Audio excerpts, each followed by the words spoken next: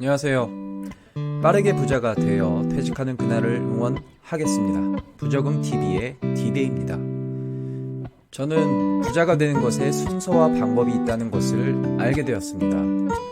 그런데 요즘 많은 사업가들이 순진한 초보 투자자가 부자가 될 기회를 막고 있는 것 같아서 이 영상을 올리게 되었습니다.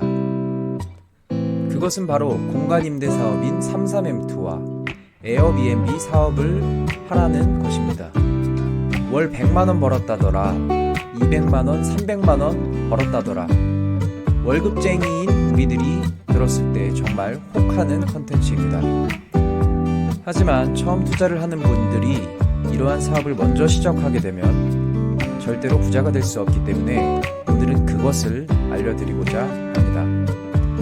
만일 60대 이상이시면은 그 사업에 대해서 생각해 볼 수 있지만 젊은 직장인이 처음부터 공간 임대 사업부터 하시게 되면 어떻게 되는지 오늘 영상 끝까지 보시면 알게 되실 겁니다. 부동산으로 돈을 버는 방법은 큰 범주에서 3가지가 있습니다.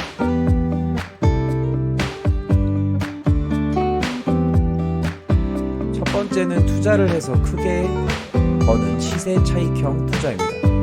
대표적으로 아파트 투자가 있죠. 무주택자로 예를 들면 아파트를 매수해서 실거주 2년을 하게 되면 비과세가 됩니다. 그래서 2년 후 매도를 해서 차익을 실현하는 투자 방법입니다. 두 번째, 매달 월세를 받거나 현금 흐름이 나오는 수익형 투자입니다. 대표적으로 상가나 지산을 매수해서 거기서 나오는 월세를 받는 투자가 있습니다. 예를 들어 사업자 등록을 해서 상가를 매수하고 보증금 3천에 월세 200으로 세팅을 하게 되면 매월 200만원의 월세가 들어오는 방식의 투자입니다. 마지막으로 세 번째, 빌라나 오피스텔 상가 같은 것을 대여해서 사업을 통해 돈을 버는 방법이 있습니다.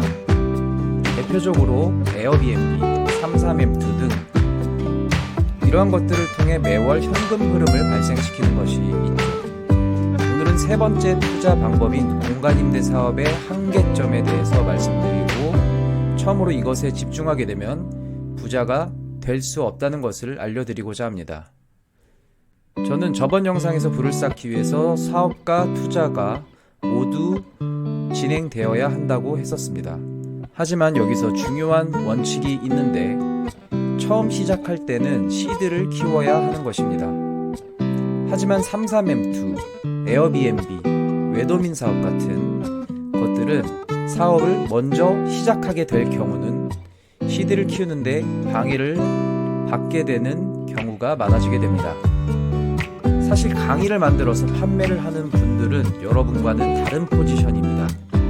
저번 영상에서 부의 공식을 말했듯이 사업을 통해서 N명의 강의료를 한 번에 받아서 모으는 포지션이기 때문에 우리와 같은 포지션이 아닙니다.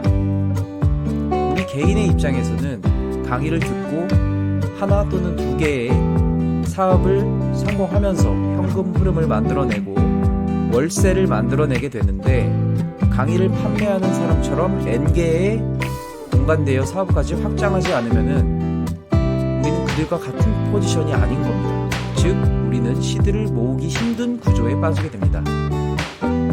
또한 공간 임대업은 내 시간이 어쨌든 들어가기 때문에 자영업자와 같이 노동을 통해 수익을 얻는 구조입니다. 역시 이것은 저번 영상에서 말한 새양쥐 레이스와 같은 프로세스에 빠지는 것입니다. 결국 강의를 판매하는 사람은 PQ의 시스템을 올바르게 세팅한 반면 강의를 수강해서 1개 또는 2개의 세팅을 하는 우리들은 상당히 막혀있는 PQ 시스템으로 세팅을 하는 것입니다.